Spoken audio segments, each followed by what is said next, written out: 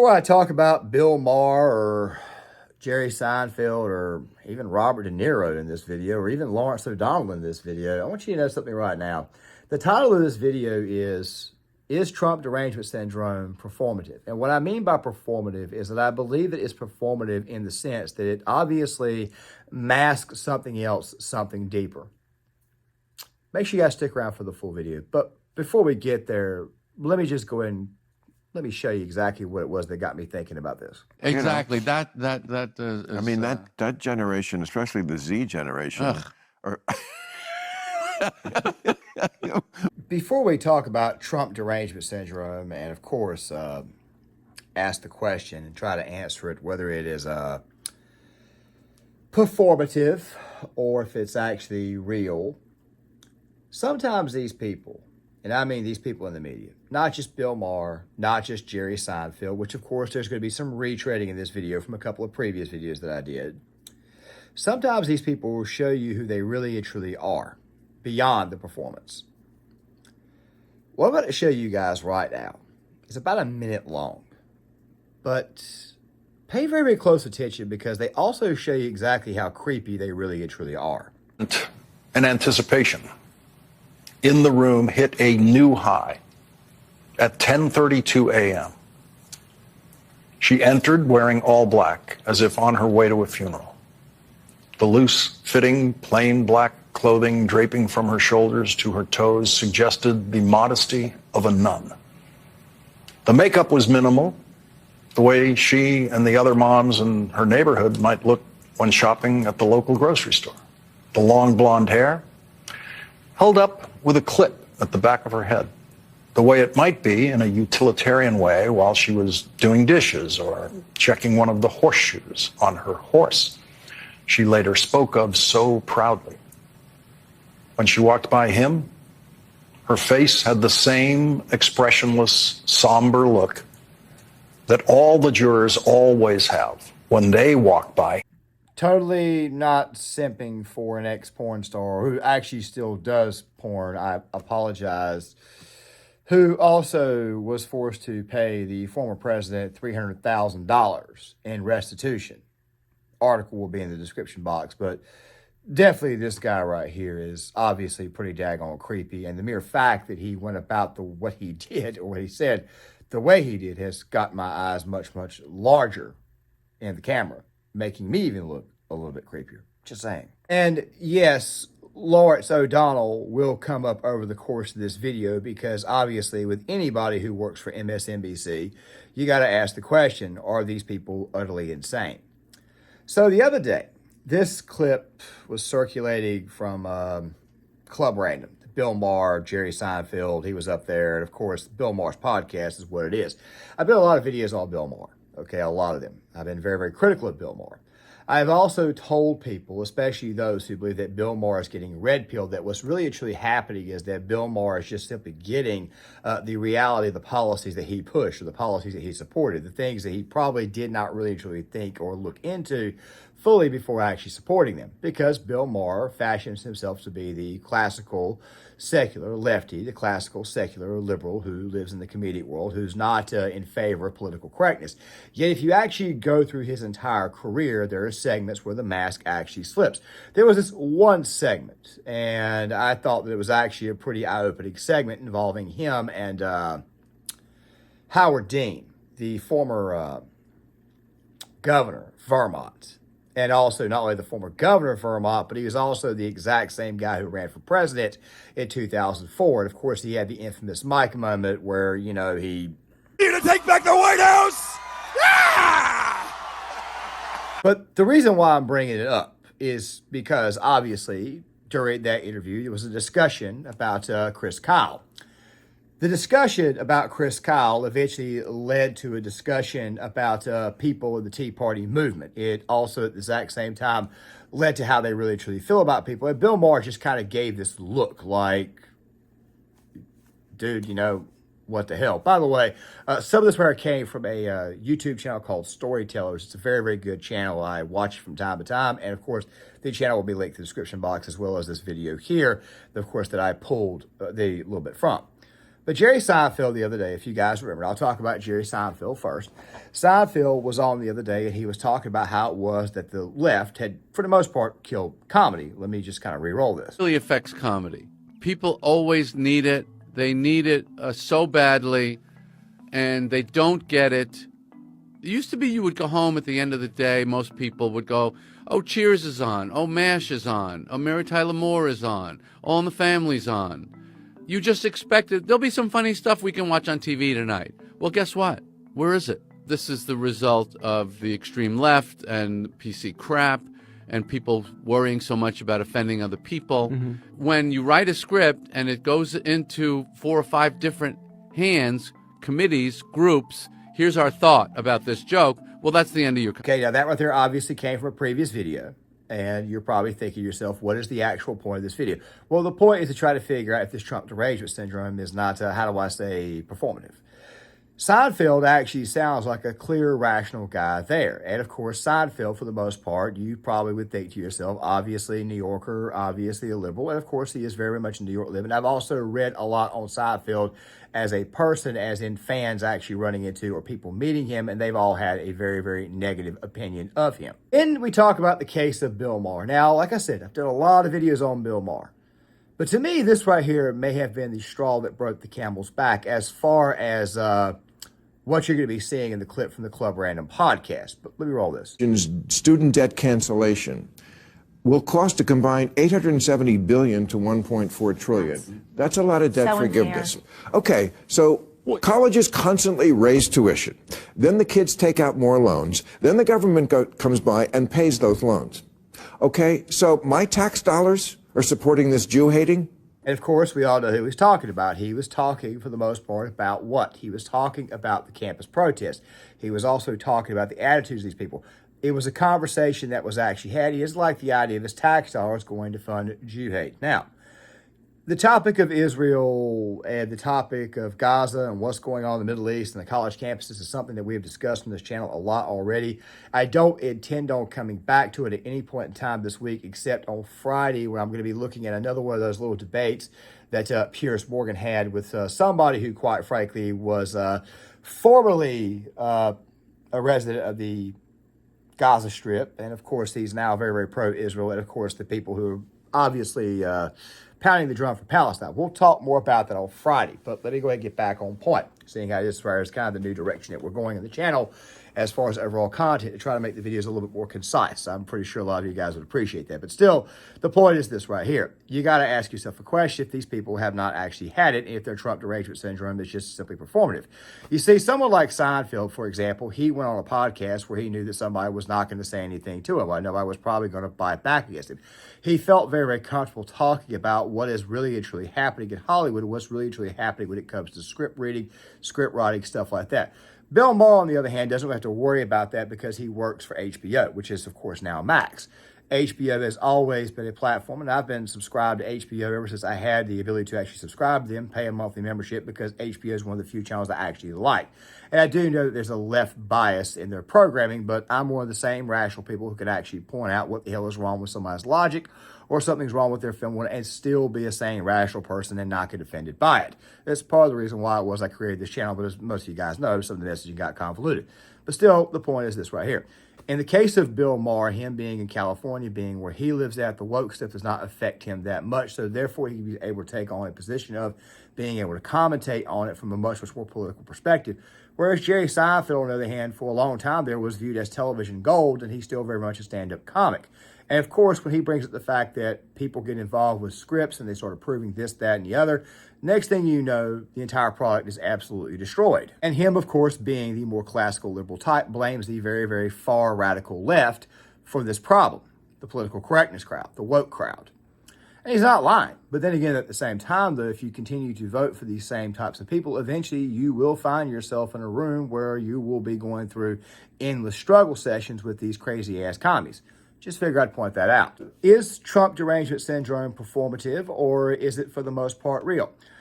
I'm pretty sure most of you guys are familiar with Jimmy Kimmel. I'm pretty sure most of you guys are familiar with Jimmy Kimmel using the whole Trump bit as his shtick, I guess you can call it. That's pretty much the only thing he talks about. I think the biggest reason why that's the case is because Jimmy Kimmel, quite literally, he's being told to scream it over and over again, which makes you wonder when he's going to get mad about it and when the hell he's going to get over it. So this little clip that you're about to see from Club Random, which I've taken a very, very long time to get to, should obviously give you some form of insight into what these men really and truly feel about the Trump deranged crowd, including themselves. Better or worse, the way we value life today, or the way we were more casual, so much more casual about it in years past? I mean, it's so easy to say, oh, back then, please. We are so seduced by, and I am as much as anyone, by creature comforts and convenience. Yes. No, I don't. With all the bullshit going on, we live in the most amazing fucking times. Yes. I mean, the climate change is probably going to get us at some point, but it hasn't yet. Right. We walked out here today. We weren't like evaporated by the rays of the sun or something. I mean, it was a beautiful day. Yep. The grass is green. The sky is blue. I know it's really not. There's lots of things going on behind the scenes that are horrible, blah, blah, blah. But we're still living in that time where we're basically, yes, health certainly can rear its ugly head, and there's lots of poisons everywhere. Okay, so that was only about half of the actual segment, but we'll play the other half in a second.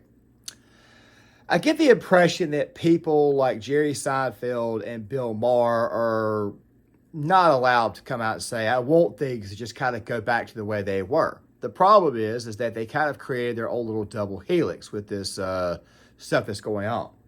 Let me say one more thing before I play the next half.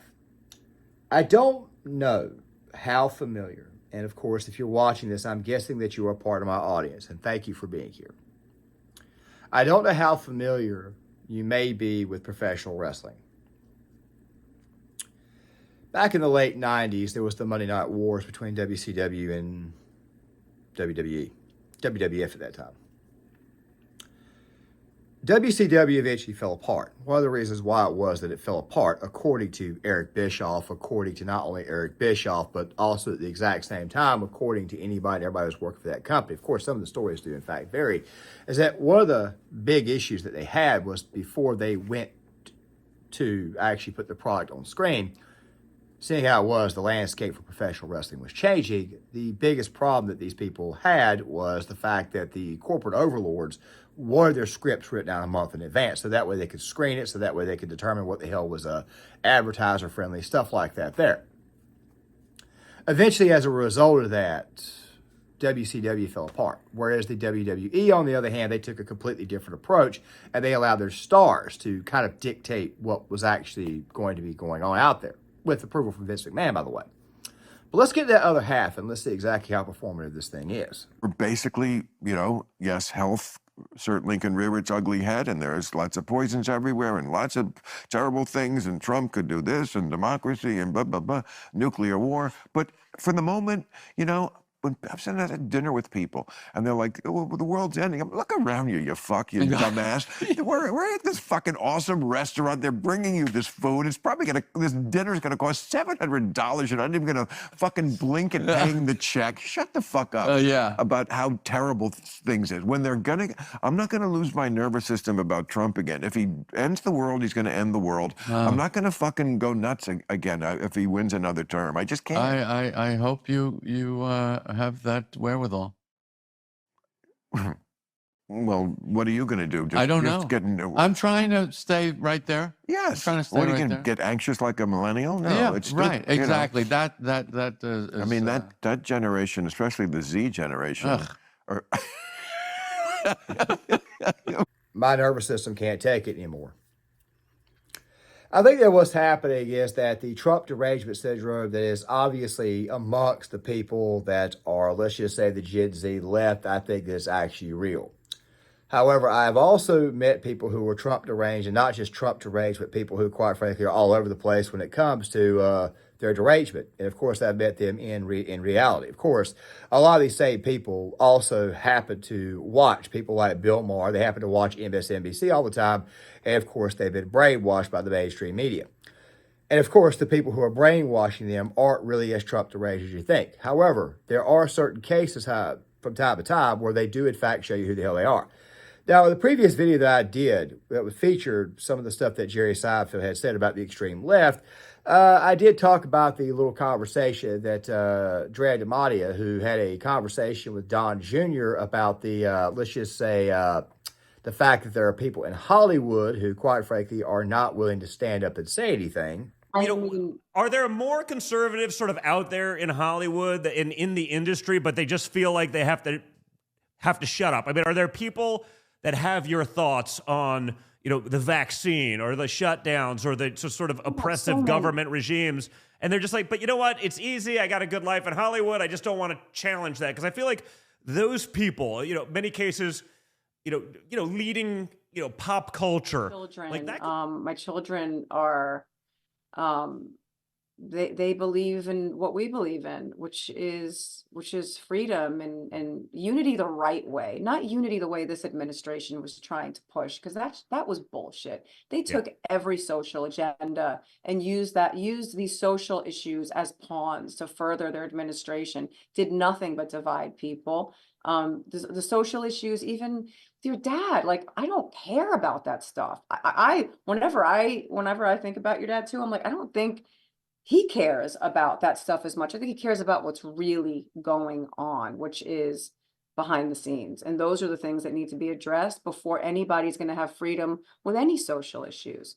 But this administration has just been hammering all of these things. And people in Hollywood are petrified. What are you going to speak out against race and sex and all of that stuff? People are afraid to have those conversations because, first of all, you never win. That good bits of this Trump derangement syndrome is in fact performative, at least from the Hollywood side of things, at least from the celebrity side of things. But what about somebody who has, let's just say, taken to the stage of the Academy Awards and ran his mouth about the former president and conservatives? About the former president, you have called him a fraud, a con artist. You've said he's facing some consequences because, as you've said before, this guy's a con artist and he's gotten away with it for years. No, he's more than that to me. He's sick. He is really, genuinely a sick person that somehow has been allowed into our system. And I'm tired of calling him names. He just can't be anywhere near the office of the presidency. It looks like it's pretty obvious that Bob here has got to lick the beast's balls in order to get another movie role. That right there is what the hell that looks like to me. I mean, basically, the point of this entire video is to say that a lot of this Trump derangement syndrome is, in fact, performative because, obviously, you've got to say the right things to get the movie role. And given Bob De Niro's age, he's not going to be around too much longer, but also given the amount of money that he's probably spent and all the other demons that he's trying to hide from his past, it makes that quote that Dave Chappelle had a while back about what Trump really and truly was, which, by the way, for whatever reason, I suddenly can't find here on the internet anymore. Basically, what Chappelle said was that Trump was the guy that was inside the house, inside the club, the party, and of course, he decided to come out and basically tell everybody that was outside that everything that you think we're doing in this house, we are in fact doing it. And maybe what it really and truly is these people saying that we need to shut this guy up. We need to put a muzzle on him. I mean, I don't think I need to bring up, certain little things. And of course, people love to try to connect him back to that there, even though it's already been litigated. These people love to bring up old stories over and over and over and over and over again because the stories are in fact old and a lot of them have already been debunked. But you know what? Maybe I think I need to just be quiet and let the rest of this interview play out so that way you guys can see exactly how deep it goes. Yes, performative, but also clearly a loss of control. Meaning that you've lost control of those who used to watch your movies, that used to follow you.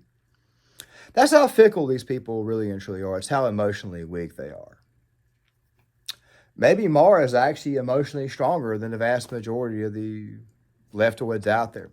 Yes, I used De Niro.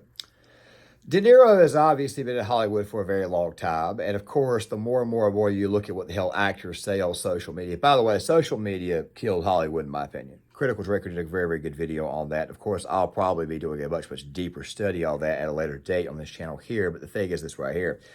When celebrities start putting their actual opinions of people out there online, after a while, people automatically think to themselves that, how do I say this? They automatically think to themselves, you know, maybe this person right here is not somebody I should be watching in movies. Maybe I should not support this person by paying for, you know, a ticket to go see their movie. The point is this right here. Trump derangement syndrome in a lot of ways is not really Trump derangement syndrome because it's an actual honest to God illness. It's really just code for I've lost control. Let me explain a little bit further on this one here. Now, obviously, we have radiated people in real life who obviously disagree with us on certain topics, okay? And you're probably thinking to yourself, oh my God, here you go again. You're not separating classical liberals from actual leftoids. And my response to that is I actually am doing that. However, what I am talking about is those people who, quite frankly, watch the media, believe everything that the media says, don't do any fact checking, or those people who just look at the headline and don't get beyond it and actually read the article. I'm also talking about the people who go out of their way to just blindly trust whatever the hell the mainstream media tells them and automatically assume that it's true. I know it's basically a retread of what I just said, but the point is this right here. These people who have allowed the mainstream media to dictate everything that they see and they believe are, in fact, brainwashed by the very, very voices that they, at one point in time, trusted. Whereas most people with good old-fashioned common sense who live in some form of reality, they see a take like, say, Robert De Niro, who many times he put on Twitter and many times at the Academy Awards, and we automatically think to ourselves, I don't think I want to pay any money to this person who, quite frankly, is a bit of an old, outdated actor. I mean, recently, Mark Hamill, of all people, decided to get on stage at the White House and call Joe Biden a president who, quite frankly, it is obvious, craps his pants. Obi-Wan Kenobi. Mark Hamill, by the way, is somebody that honestly is just a sad story. Hamill actually spent a very, very long time from the early 1980s since I think the last important film that he starred in, which was, believe it or not, The Big Red One, starring him and Lee Marvin, basically just doing voice actor stuff. And of course, the occasional appearance, like, say, like, for example, in the new Star Wars film, which I'm pretty sure that he had to, do a lot of very, very shady things, even get back involved with the project. Of course, when he did get back involved with the project, look, Mark Hamill's a different topic altogether. Someone like De Niro, however, is aging out. So therefore, if he needs to get a certain movie role or whatever, which, by the way, Hollywood, let's face it, has gotten more and more and more political than what it used to be, especially on the leftoid front, he's probably going to have to bow to get certain roles. So anytime he goes on MSNBC and bashes Donald Trump or Donald Trump voters or whatnot, therefore he automatically looks like he's Trump deranged. When in reality, it's something different altogether. It's him being a sellout.